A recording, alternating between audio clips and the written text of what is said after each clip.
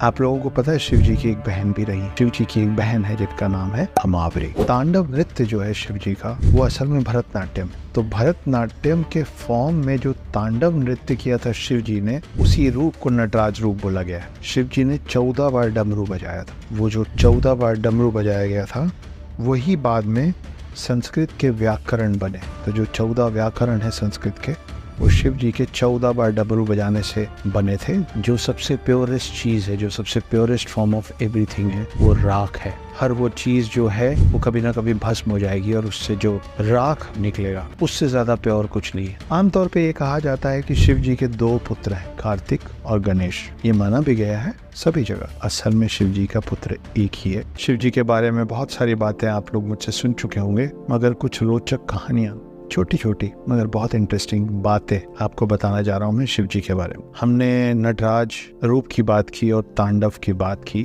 तांडव नृत्य जो है शिव जी का वो असल में भरतनाट्यम। तो भरतनाट्यम के फॉर्म में जो तांडव नृत्य किया था शिव जी ने, उसी रूप को नटराज रूप बोला गया है। आप लोगों को पता है शिव जी की एक बहन भी रही। तो हुआ ये कि जब कैलाश पर्वत में शिव जी के साथ पार्वती जी जाके रहने लग गई थी, एक समय ऐसा आया जब पार्वती जी को बहुत ज्यादा अकेलापन लगता था और शिव जी को पार्वती जी ने जिद की कि मुझे एक नंदन चाहिए। और शिव जी ने अपनी माया से अपने लिए एक बहन और पार्वती जी के लिए एक नंद तैयार की और उनकी उस बहन का नाम पड़ा अमावरी। तो शिव जी की एक बहन है जिनका नाम है अमावरी। तांडव नृत्य करने के बाद ऋषि संकादी के लिए शिव जी ने 14 बार डमरू बजाया था। वो जो 14 बार डमरू बजाया गया था वही बाद में संस्कृत के व्याकरण बने। तो जो 14 व्याकरण है संस्कृत के, वो शिव जी के 14 बार डमरू बजाने से बने थे, जो कि उन्होंने बजाया था ठीक अपने तांडव करने के बाद। केतकी का फूल शिव जी को नहीं चढ़ाया जाता है। आमतौर पे माना जाता है कि शिव जी के ऊपर आप कुछ भी चढ़ा सकते हैं।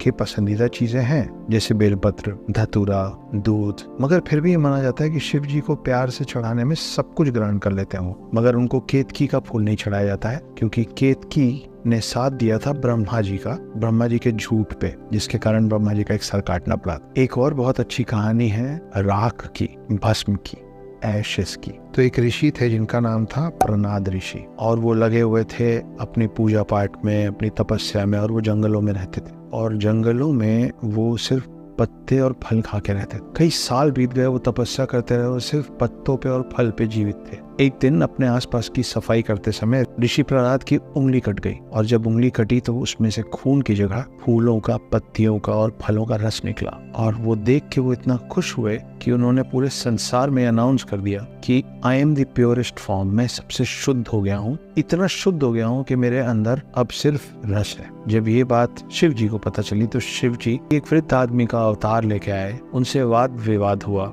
और तब उनको समझाया गया कि जो सबसे प्योरेस्ट चीज है, जो सबसे प्योरेस्ट फॉर्म ऑफ एवरीथिंग है, वो राख है। हर वो चीज जो है वो कभी ना कभी भस्म हो जाएगी और उससे जो राख निकलेगा उससे ज्यादा प्योर कुछ नहीं है। उन्होंने ये भी बताया कि इन पेड़ पौधों जिनको खा के आप ऐसे हुए हैं, उनको भी अगर जलाया जाएगा तो उनका भी जो प्योरेस्ट फॉर्म होगा, जो शुद्ध रूप होगा, वो आखिर में राख होगा। राख हर चीज का अंत भी, ultimate destination, ultimate goal, ultimate form of our body, of everything that is alive, राख हो जाएगा। तो उस दिन उनको समझ में आया कि उनसे भी जो प्योर है वो राख है।